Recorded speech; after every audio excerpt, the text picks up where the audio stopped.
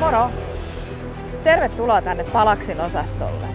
Me ollaan Finmetkossa Jämsässä. Palax täyttää tänä vuonna 70 vuotta ja juhlavuoden kunniaksi esittelemme täällä nyt 2 uutuustuotetta, D460 sekä C751. Mennään katsomaan, miltä nämä koneet näyttävät.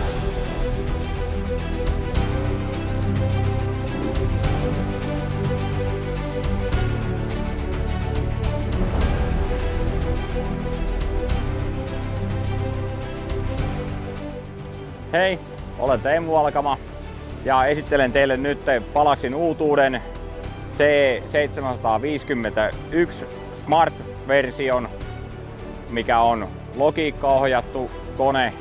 Ja täällähän on ominaisuuksina 1 työkierron automatiikka, eli käytännössä tarvitsee painaa vain sahausnappia, niin saadaan puu poikki, ja kun vapautetaan sahaus, niin automaattisesti lähtee halkaisu käyntiin.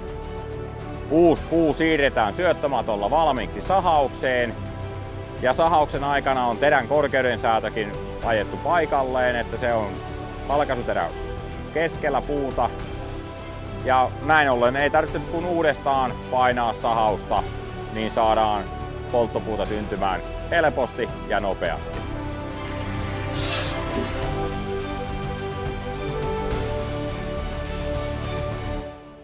Hei, nyt on vuorossa Palax D460 Pro Plussa-mallin pieni esittely. Tällähän saa tehtyä jopa 46 senttistä järeestä tukista helposti polttopuuta.